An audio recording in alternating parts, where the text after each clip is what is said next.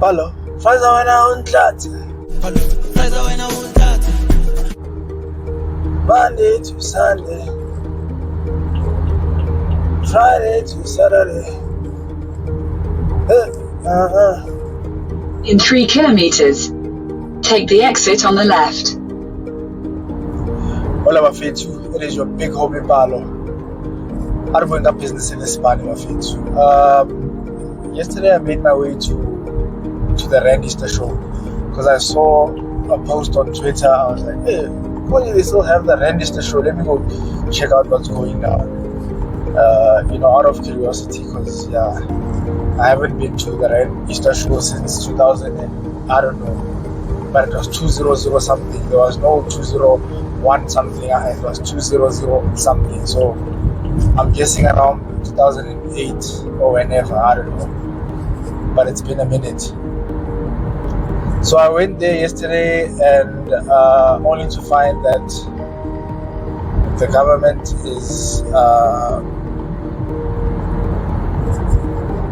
government has some opportunities for people in different fields, and as always, that is exciting stuff for me. So I went again today. So I was there on Saturday, just to see the place and everything and see what's going down.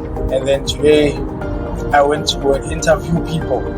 So I've only done, due to time constraints by the way, In 800 meters, take the exit on the left. I've only done 3 interviews. Tomorrow, if I do have time, I will get in a few more interviews and hear what I can put out there, because this information is important, guys. Take the exit on the left. Anyway, I won't be posting anything. I won't be shooting anything. In 600 meters, turn left onto the ramp. I won't be shooting anything for after these interviews. So as always, guys, knowledge is a powerful weapon. Arm yourself, and thanks for watching. Think some around the question fela ka career, so the batla botsa fela ka taba ya firefighting. So if one wants to get into firefighting, where do they start academically? Can you just go in without the academics? How does it work? All right. Basically, let's say you are straight from school.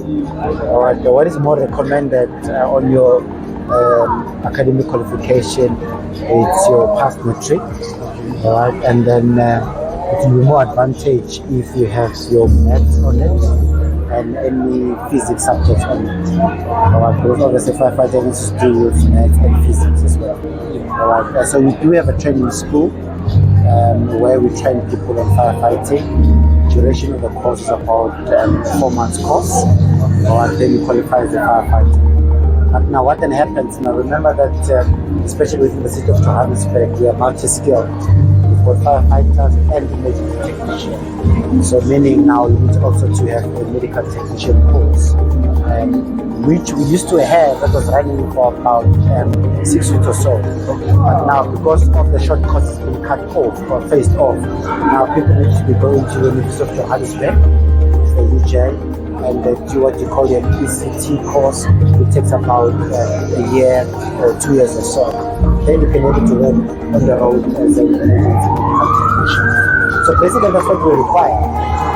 Now for one to be employed as a firefighter, you, as I've mentioned, those firefighting course and the EMT course, and also a Code 10 driver's license with a valid PDP. Because obviously you are dealing with transporting the patients and also transporting on the goods. Now once you're inside as a firefighter, we vary in different specialist techniques.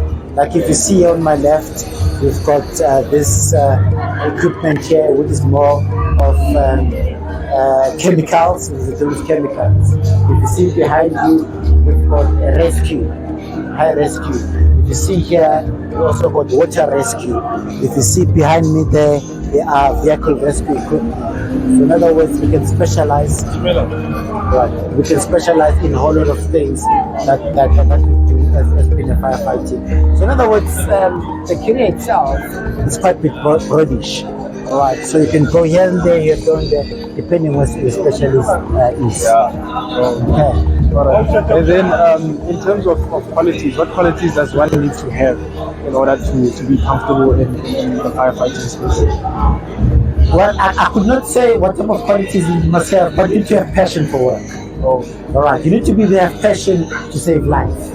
All right, because if you are coming here for the sake of getting money, then you're in the wrong place. yeah. Definitely, in the wrong place. You need to have passion to go out there and save life. How wonderful is it that when you go out there, you're able to save and rescue life. So the passion of the work, it is needed. But now, with an attitude to say, there's no employment, let me vibe there. At the end of the day, it's going to catch up with you. You need to have passion. Because really, on daily basis, we do rescue. Some patients, we rescue them. Some patients, we do body recovery. So mentally, it works on you. But if you have a passion for it, you can able to go through and move from one course to another, or from one patient to another. So patience and passion is what is needed. Okay. So what challenges are there that someone who is not in the industry might not know about? So which challenges are there that the public doesn't really know about in firefighting? You know, there could be a lot of challenges within the EMS department. Number one, it first starts with you. All right. Now, if you go out there and you try to save life and you could not save life, already coming back, it's working on you mentally. All right. So that's where the psychogenic part of a person comes in. All right. And the rest of the challenges, it's something that we all know of. You know, where we don't have much resources to work on, or maybe resources are limited.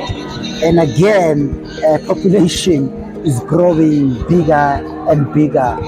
Structures have been built, and those are type of challenges. Topography on itself is a challenge. Global warming in itself is a challenge. You know, because you got flooding everywhere else, and then you find that our equipment that we use has a certain limitations. Now we need to get extra resources to come and assist. So those are the type of challenges that we come in and day out. And the worst challenges that we have is our community. You know, community does not understand that yes, we try for all level needs to respond to calls, but at the end of the day, we have obstacles that come in front of us. You say to somebody, phone for the ambulance. What number do you use when you phone for rescue? They phone 10-111. They phone the police. So in the meantime, the emergency has already happened. Now you phone in for the police. So what happens to time? Yeah. Time stretches. By the time your call gets diverted to us, it's already late. And by the time we get the call, and by the time we want to respond to the call, it's already late. So the first thing when you get there, you are upset. You've been calling. So can you see the time in between? Yes. So in other words, most communities, they have knowledge on their phones, but they don't use it. Media speaks about numbers. Our vehicles are branded with numbers. But the first thing that comes in there, it is police. Police have got limited resources in terms of getting us through, because they've got their own control center. So they need to be phoning us. So that is time consuming. One of the challenges that we get out there on the road. Okay. All right. No, I understand. So, and then I heard you talk about a 4-month course, and then I forgot the other one that you mentioned. So in terms of fees, plus minus, how much should one look at paying in terms of the general fees for just the course and the books? Like, how much would one need to budget for that course? All right, for firefighting course, okay, I might not know exactly how the prices go. Only our training department would able to answer that type of a question. But now for the ECT ones, one goes to university, and then they will then give you the entire prospectus on what the fees would be and so forth. But what is nice that now our NSFAS can also fund such courses for underprivileged learners and students and so forth. So they can be able to get funded through there, and also as well, in our department as well, now and then you have leadership programs that come through. Yes. They can able to send the guys on a year or 2 year leadership program, and they can be trained as firefighters, especially coming from the trade. So now in terms of the exact amount, I might not know that off my head though, but our training department can able to assist in that regard. Oh.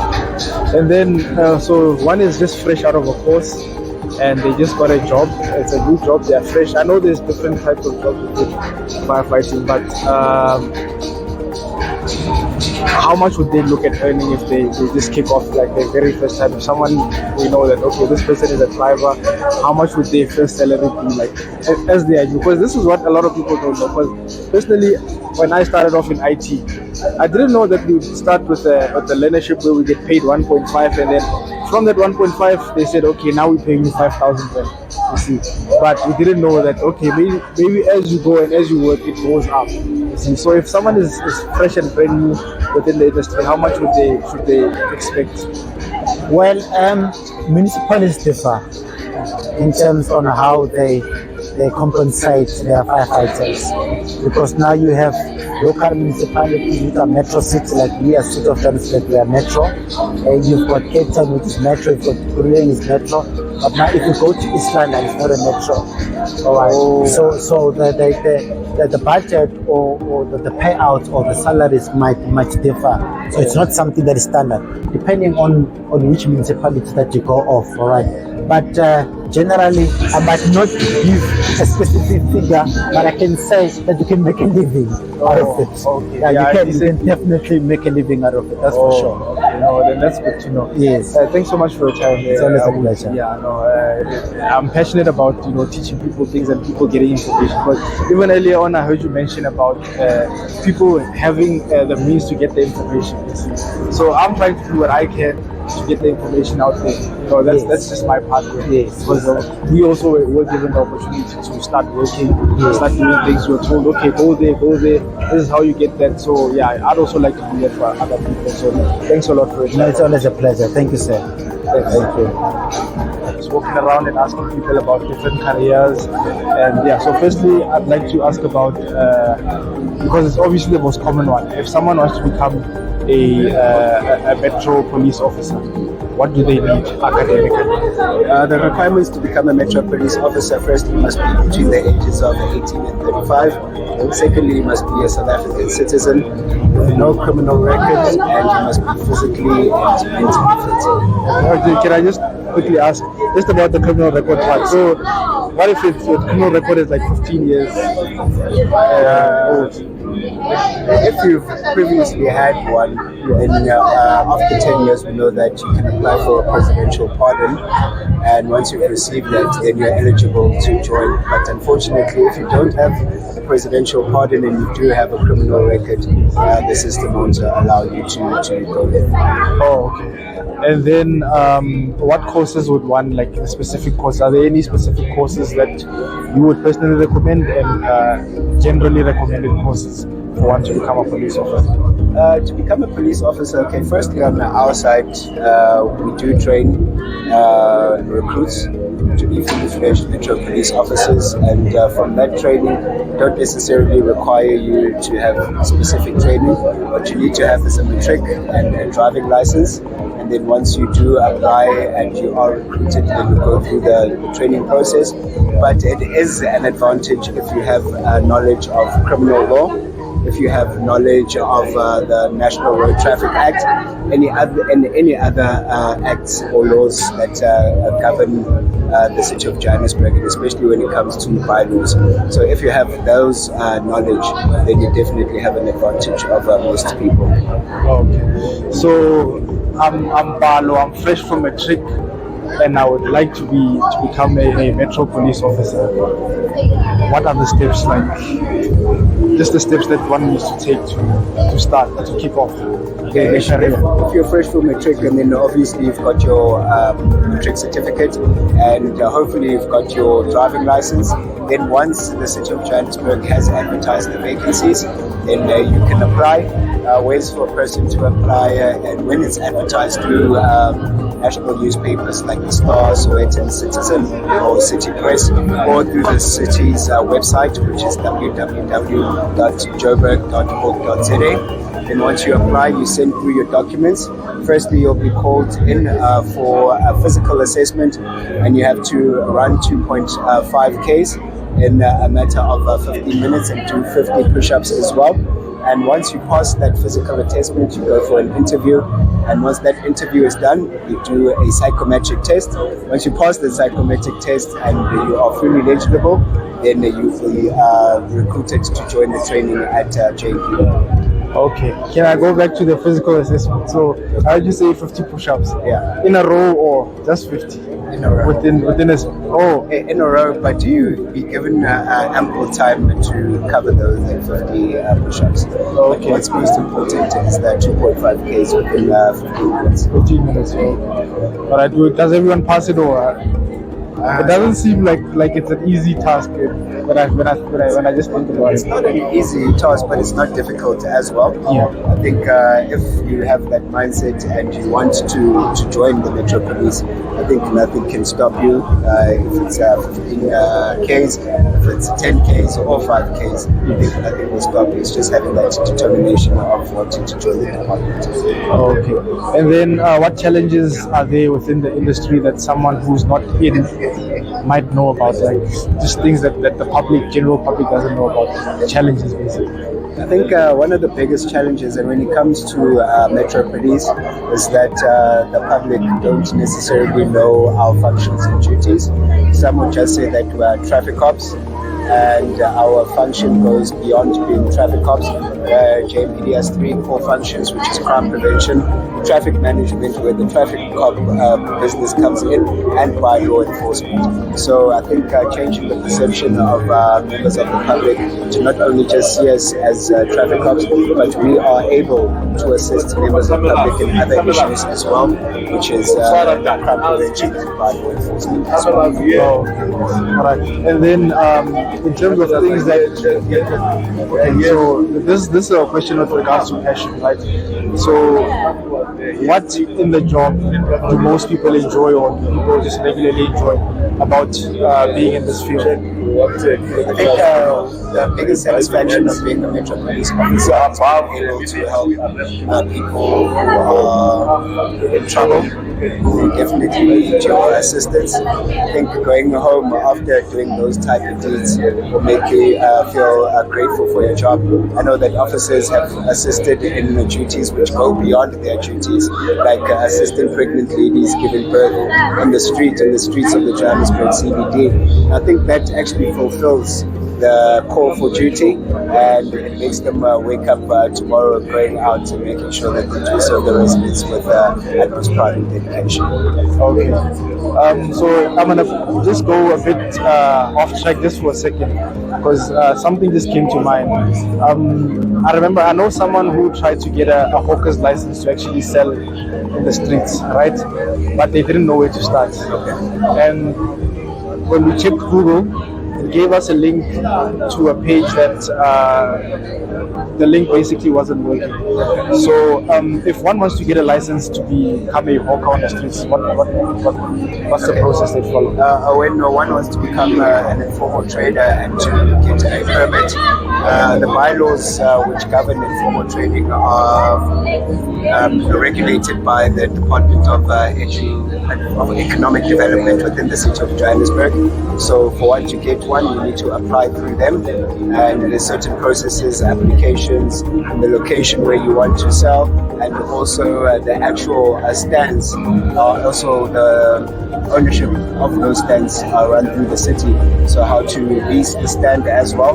But most importantly, to get those type of information, you can go to your nearest municipal offices, or they'll direct you to the Office of Economic Development. But within that aspect, when it comes to food traders, that's when JMPD comes in part. So when you do apply, you go to economic development, you go to environmental health, we'll check that your food is good for human consumption. And then thirdly, you'll come to JMPD, we'll actually check that your location is suitable for for you to sell those goods. Okay. And then this is a personal question, but you can answer or not answer. Either way, it is fine. So, if someone is just fresh out of doing a course and they are new in the industry, how much should they expect to get? For Salary as a wise? Metro Police officer, Yes. basic salary Fresh, yeah. for a new recruiter, someone who's just started and has been fully appointed as a Metro Police officer, is 27,000. Okay, no, that's some very important information that I'd like to get out there, So, by the way, I think I introduced myself earlier, but yeah, I'm very passionate about careers, and I like when people get to know information and actually, jump onto a website and get things going. But yeah, we have an issue where a lot of people are trying to get into careers, or they want to, but they don't know anything about it. So this is where I'm trying to, step in and give back. So yeah, but thanks so much for your time. Always a pleasure, and it is a great initiative. I think most people don't get information, and especially the critical information that they do need. So thank you for this opportunity. All right, well, thanks so much.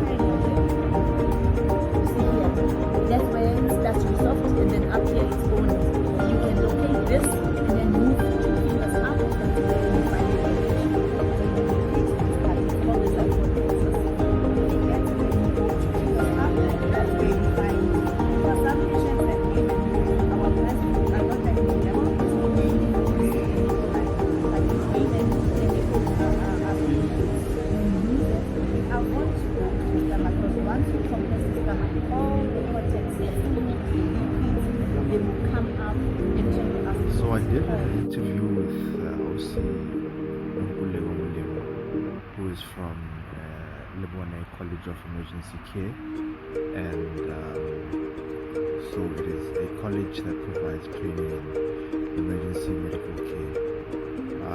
Unfortunately, the audio for this interview got messed up. However, I'm just going to attach their flyer